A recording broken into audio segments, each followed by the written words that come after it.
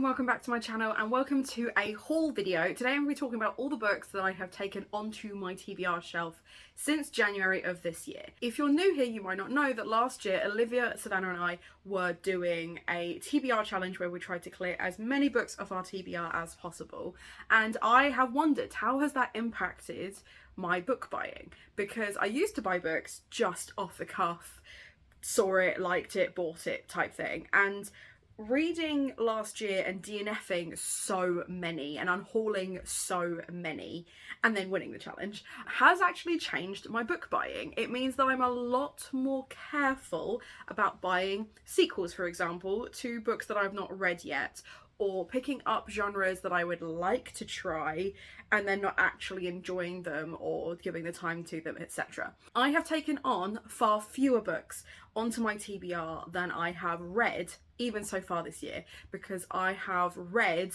27 books so far since January and I have only hauled 9. So that's almost a third of what, actually that is a third. I can do maths. So it clearly has impacted my book buying, but I thought I would share with you the books that I've taken on. Now, some of these have been gifted to me and some of these have been unhauled to me from different people, so I will let you know. But yeah, I'm genuinely really proud of myself that I have managed to curtail the majority of my book buying. Has it had something to do with my finances? Maybe. Cost of living crisis is really doing its best to break my spirit, but we're moving.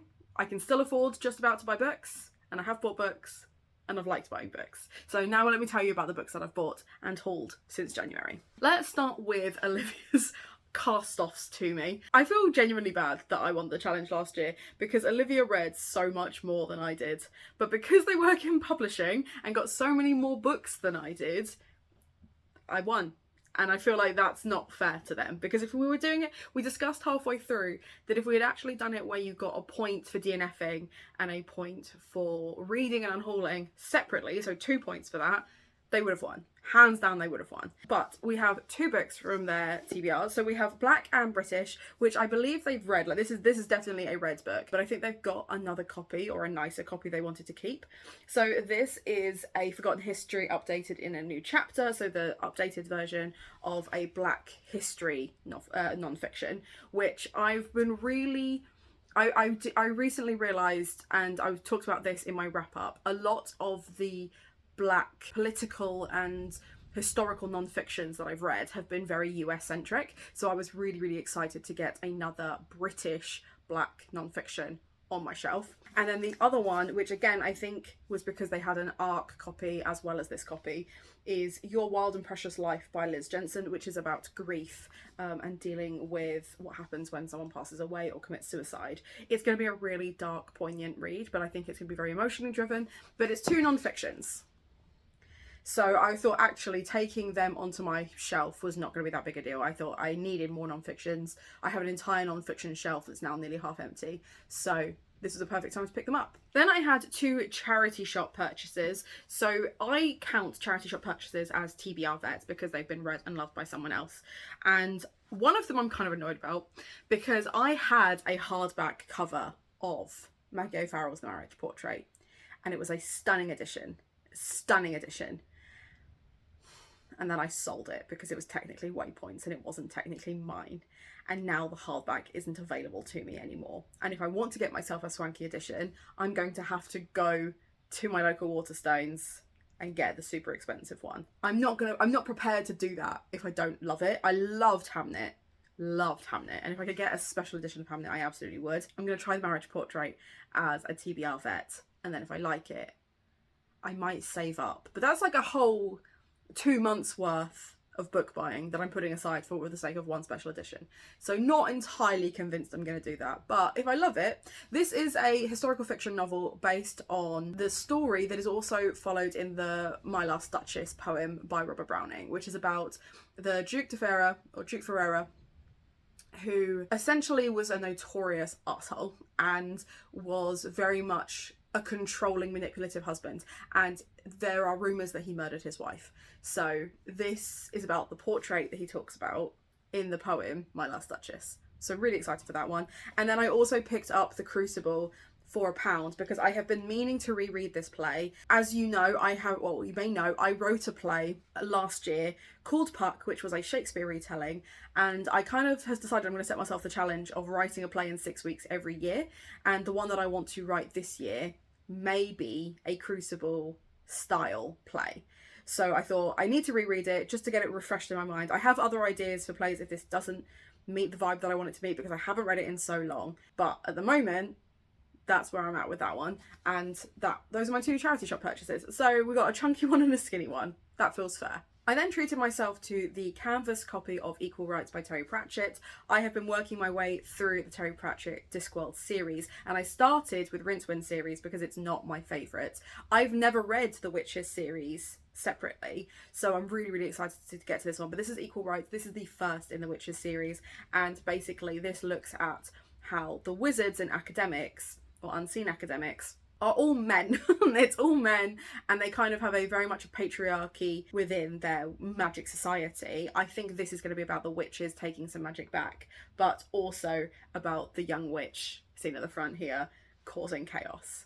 So that's all I know about that. I may have got that completely wrong, but that's just the vibe that I get from the blurb and from what I know of Terry Pratchett's writing style. Then I have 2 sequels that I purchased because I have read the first ones and I kind of enjoyed them. So I got The Prisoner's Throne by Holly Black. I was not interested in spending a fortune on the Fairy Loot or Illumicrate editions. I can't remember who it was that did them. Wasn't interested in that, but did want to get the hardback to go with my hardback for the first one in this duology spin-off.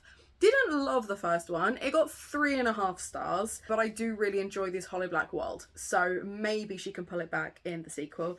And then the other one is He Who Drowned the World, which is the sequel to She Who Became the Sun, which is a fantasy historical fiction around the battle between China and the Huns, and has great LGBT rep, has great trans rep, has really brutal battle scenes, has real villain origin style storylines, and I'm really excited to see how that story is continued because it was first book was brutal. I loved it. The second book is probably going to make me cry, and we know how much I love a book that makes me cry.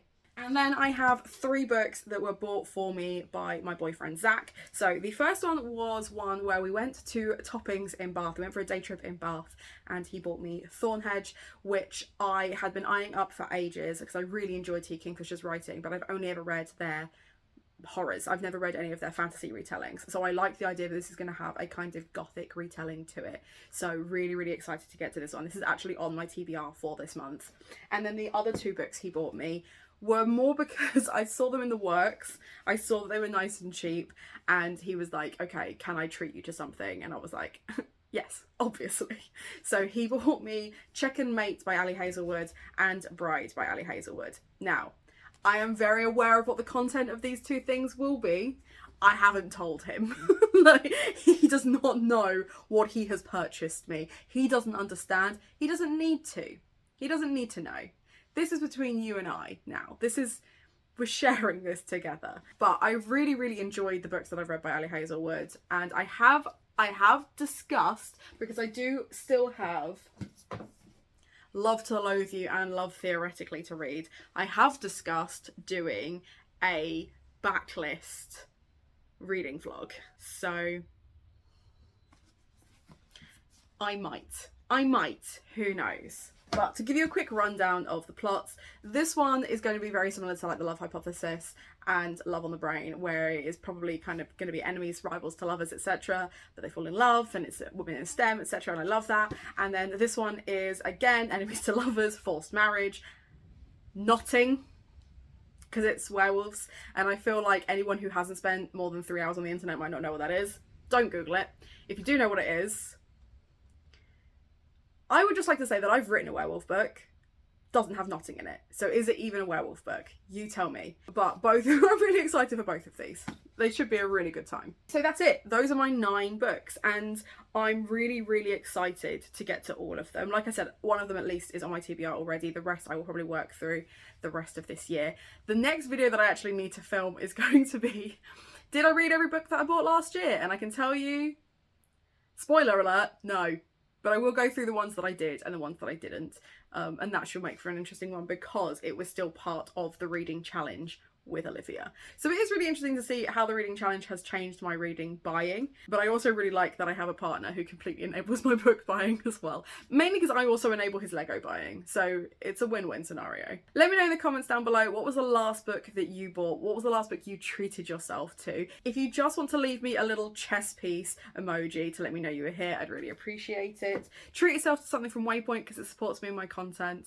Check out the links down below because I have a Patreon now, and most importantly, have a nice day.